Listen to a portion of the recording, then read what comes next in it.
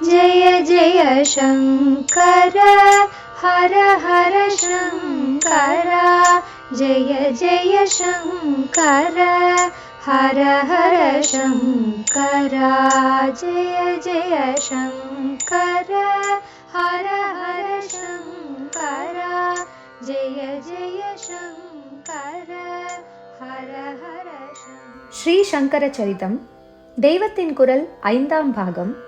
கர்த்தாவின் அகம்பாவம் நீங்கவே நல்லதிலும் கெடுதல். நாம் தான் காரியம் பண்ணி சாதிக்கிறோம், அதனால் லோகத்தையே புரட்டி நல்லதாக்கி விடலாம் என்ற எண்ணம் காரியலோகத்தில் ஏற்படத்தானே செய்கிறது. அது ஒரு ஈகோ, அகங்கார எண்ணம் தானே. அது முற்றிவிடாமல் ஒரு போடு போட வேண்டும் என்பதற்குத்தான் இந்த லோகத்தையெல்லாம் பண்ணியிருக்கும் பராசக்தி என்ன நல்லதானாலும் அதிலேயும் கெடுதலாக ஏதாவது அம்சம் வந்து சேரும்படியாக வைத்திருக்கிறது போல் இருக்கிறது. இப்படி இல்லாவிட்டால் நாம் எவ்வளவெல்லாம் நல்லதாக சாதித்து விட்டோம் என்ற ஈகோ கர்த்தா என்கிறவனுக்கு ஏற்படத்தான் செய்யும். அந்த ஸ்திதியில் எத்தனைதான் பிலாசபி சொன்னாலும் நல்லது நல்லது என்கிற எல்லாமும் ரிலேட்டிவ் தான். ஏனென்றால் நல்லது கெட்டது என்பவை நடக்கிற துவைத்த பிரபஞ்சமே ரிலேட்டிவ் தானே என்று எத்தனை பிலாசபி சொல்லி அது சரிதான் என்று மூளைக்கு பட்டிருந்தாலும் கூட சும்மா இருக்க முடியாது. வெற்றி கண்ட ஜோர் நாமாக்கும் சாதித்தோம் என்ற பெருமை சும்மா இருக்க விடாது. அதற்காகத்தான் தோல்வியையும் எடுத்து காட்டுவது. உபகாரம் உபகாரம் என்று பண்ணுவதிலும் அபகாரம் சேரத்தான் செய்கிறது என்று காட்டுவது. எதிலும் உள்ள கெடுதலை விஸ்தாரம் செய்து சொல்வது. அதாவது பெசிமிசமும் இல்லை, அன்போ தயையோ இல்லாமல் ஒருத்தருக்கும் ஒரு நல்லதும் பண்ண வேண்டாம் என்று சொல்வதும் இல்லை. காரியங்களை பண்ணும்படி சொல்லும் போதே அதில் உள்ள கோளாறுகளையும் சொல்லி மார்த்தட்டி கொள்வதற்கில்லாமல் எந்த நல்ல காரியத்திலும் கொஞ்சம் கரியை பூசுவதாக ஏதாவது இருக்கத்தான் செய்யும் என்று ஞாபகப்படுத்தி கொண்டே இருந்தால்தான் காரியத்தையெல்லாம் தூக்கி போட்டுவிட்டு அடைகிற முடிவான நிலையில் போய் சேருவதற்கு சித்தம் கொஞ்சத்தில் கொஞ்சமாவது ஆசைப்படும். இல்லாவிட்டால் எத்தனை பிலாசபி கேட்டாலும் காரியம் காரியம் என்று அதிக பிரசங்கித்தனம் பண்ணிக்கொண்டு இந்த துவைத்த பிரபஞ்சத்திலேயே சுற்றி சுற்றி வருவதாகத்தான் ஆகும். தோல்விகளையும் ஞாபகப்படுத்தி கொண்டிருந்தால்தான் எப்போதாவது ஒரு நாள் மனஸ் காரியமில்லாமல் நிற்பதற்கு கொஞ்சம் பக்குவப்படும் போது கூட அதை சேவை ஈவை என்று அதிக பிரசங்கித்தனம் பண்ணி மறுபடி துவைத்தத்திற்கே இழுத்து கொண்டு வராமல், நாம் யார் சேவை கூட செய்ய, சேவை என்று போகிறோம், அது என்னவாக முடியுமோ, எவனோ ஒரு ஈஸ்வரன் இன்னாருக்கு இன்னபடி என்று லோகத்தை நடத்தி கொண்டு போகிறான். நம் சேவை தேவையானால் அவனே எப்படியோ சந்தர்ப்பங்களை அதற்கேற்றபடி தட்டி கொட்டி ரூபம் பண்ணி நம்மை சேவை செய்ய வைத்துவிட்டு போகிறான்.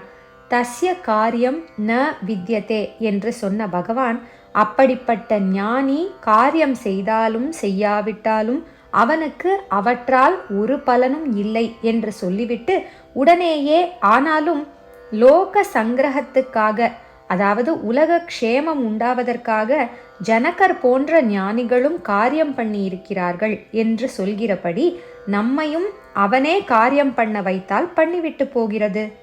குறிப்பு: கீதை அத்தியாயம் 3 17வது ஸ்லோகம் முதல் 20வது ஸ்லோகம் வரை. அங்கே நாம் காரியம் பண்ணுவதாக தெரிந்து கொள்ளாமல் உள்ளே சும்மா இருந்து கொண்டே வெளியிலே அவன் ஆட்டி வைக்கிறபடி பண்ணி கொண்டிருப்போம். ஆகையால் நாமாக்கும் பண்ணுகிறோம் என்ற ஈகோ, கர்த்தா அகங்காரம் என்பது வராமலே பண்ணி கொண்டிருப்போம். மற்றபடி நாமாக ஒன்றும் பிளான் போட்டு லோக சங்கிரகம் உள்பட எதற்கும் காரியம் செய்ய வேண்டியதில்லை. அவனுடைய பிளான் படிதான் நடக்கும் என்கிற போது அவன் இன்ஸ்பயர் பண்ணாமல் நாம் என்ன முந்திரி கொட்டை மாதிரி லோக சங்கிரகம்தான் பண்ண முடியும்? நாமாக எத்தனை நல்ல பிளான் போட்டாலும் அது வெளிப்பார்வைக்கு சேவை தியாகம் என்றெல்லாம் எத்தனை உசத்தியாக தெரிந்தாலும் அதில் ஈகோ இல்லாமல் போகாது. ஈகோ போகாமலோ மோக்ஷம் என்பது ஒரு நாளும் இல்லை என்று விவேகமாய் இருப்போம். என் ஸ்வய மோக்ஷம் எப்படி போனாலும் போகட்டும், எனக்கு மோட்சமே கிடைக்காமல் போனால் கூட போகட்டும், உலகத்துக்கு நல்லதாக தொண்டு செய்து கொண்டே இருந்தேனானால் அதுவே போதும் என்று சொல்வதெல்லாம் கூட நன்றாக ஆலோசித்து பார்த்தால் ஒரு தினசான ஈகோதான்.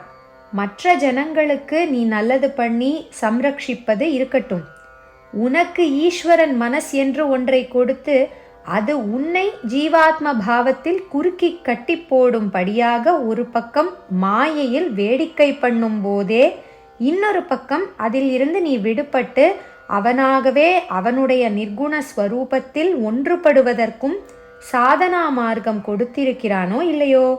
அப்படி இருக்கும்போது நான் விடுபட மாட்டேன், ஜெயிலிலேயேதான் இருந்து கொண்டு ஜெயிலில் இருக்கிற மற்றவர்களுக்கு நல்லது பண்ணுவேன் என்றால் அந்த ஜெயில் சுப்ரண்டு ஈஸ்வரன் தானே, அவனுக்கு அடங்கித்தானே நீ மற்ற கைதிகளுக்கு எந்த நல்லதும் பண்ண முடியும்?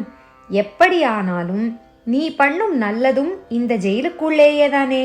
இதில் இருந்து எவரையும் விடுவிப்பது நிச்சயமாக உன் கையில் இல்லை, அது அவன் கையில்தான் இருக்கிறது. அதற்கு அவரவரே முயற்சி செய்தால்தான் அவன் பூட்டை திறந்து விடுவான். நீ செய்யும் நல்லது உபகாரம் எல்லாம் சம்சார பந்தம் என்ற விலங்கை போட்டுக்கொண்டிருக்கும் இந்த மாயாலோக ஜெயிலுக்குள்தான். இதற்குள்ளே பெறக்கூடிய சிறிய ஆனந்தங்களில் சிலவற்றை மற்றவர்களுக்கு உண்டாக்கியே தீருவேன் என்று வீம்பு பிடித்து கொண்டு நீயே ஜெயிலில் இருந்து விடுபட்டு சாஸ்வதமான பேரானந்தத்தை அடைய ஹேதுவான, அதாவது காரியமற்ற ஞான மார்க்கத்தில் போகக்கூடிய யோக்கியதையை ஈஸ்வரன் தருகிற போது கூட கர்மாவில்தான் போய்கொண்டிருப்பேன் என்று பிடிவாதம் பிடித்தால் அது அகம்பாவமாயும் இருக்கிறது, அசட்டுத்தனமாகவும் இருக்கிறது. அவனுடைய அனுக்கிரகம் இருந்தால் ஒழிய காரியத்தை விட்டுவிட்டு ஞானத்தில் பிரவேசித்து மோட்சமடைவதற்கான யோக்கியதை ஏற்படவே ஏற்படாது. எனவே இந்த யோக்கியதை வேண்டாம் என்று சொன்னால் ஈஸ்வரானுக்கிரகமே வேண்டாம் என்று தள்ளுவதாகத்தான் அர்த்தம். தன் சொந்த விஷயத்தில் இப்படி ஈஸ்வரன் செய்கிற முடிவான பரமானுக்கிரகம் வேண்டாம் என்று சொல்லிவிட்டு நம்மை விட அவனுக்கு ஜாஸ்தி பொறுப்பிருக்கிற அவனுடைய சிருஷ்டியான மற்றவர்களுக்குத்தான் தற்காலிக நல்லதுகளை பண்ணுவேன் என்று புறப்பட்டால் இதற்கும் அவன் அனுக்கிரகம் இருந்தால்தானே முடியும். ஈஸ்வரானுக்கிரகம் இல்லாமல் சேவை கீவை எதுதான் எவர்தான் செய்ய முடியும்?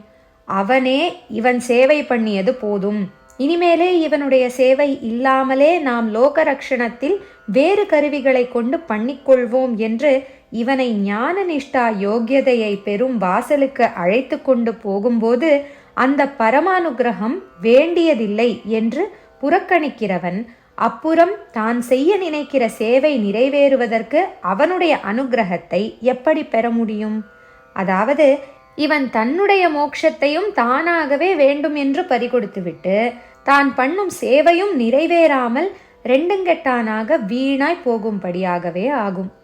ஸ்வார்த்தமாக, அதாவது தன்னலம் பயப்பதாக தனக்கு எதுவும் வேண்டாமாக்கும் பரார்த்தமாக, அதாவது பரநலம் பயப்பதாகவே வாழ வேண்டும் என்று என்னதான் ஒருவன் ஆசைப்பட்டாலும் ஈஸ்வரன் என்னவோ இவன் பரார்த்தம் என்று நினைத்து பண்ணும் சேவையெல்லாம் கூட இவனுக்கு சுவார்த்தமாக சித்த சுத்தி, ஞான நிஷ்டா, யோக்கியதா சித்தி ஆகியவற்றை உண்டாக்கும்படிதான் வைத்திருக்கிறான்.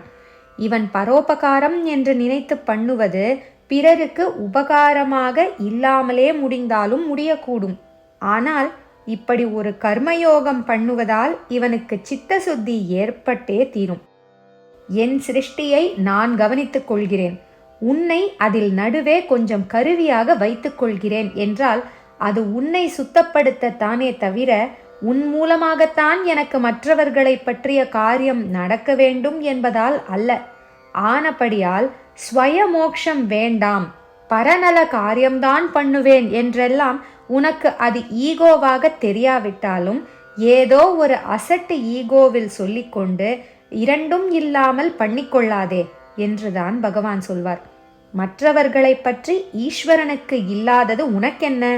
நேரே உனக்கென்று அவன் கொடுத்திருக்கும் மனசை சரி பண்ணிக்கொள்ள மாட்டேன், அதை அவனிலேயே கரைத்து பூரணமாக்க மாட்டேன் என்று அலட்சியம் பண்ணிவிட்டு மற்றவர்களுக்கு ஏதோ செய்கிறேன் என்று புறப்படுவது அதிக பிரசங்கித்தனமாகத்தானே இருக்கிறது. காரியம் இல்லாமல் ஆத்ம விசாரம் செய்ய பக்குவம் போதாமல் மனஸ் நாலாதிசையும் பாய்ந்து கொண்டிருக்கும் வரையில் சத்காரியங்கள் பண்ண வேண்டியதுதான்.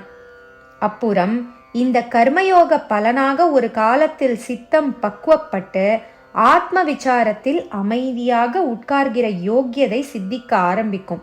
அப்போதும் கர்மாதான் பண்ணி லோகத்துக்கு நல்லது செய்வேனாக்கும் என்று புறப்பட்டால் அது அதிக பிரசங்கித்தனம்தான். ஜெய ஜெய சங்கர, ஹர ஹர சங்கர, ஜெய சங்கர, ஹர ஹர சங்கர, ஜெய ஜெய சங்கர, ஹர ஹர சங்கர, ஜெய ஜெய சங்கர, ஹர ஹர சங்கர, ஜெய ஜெய சங்கர.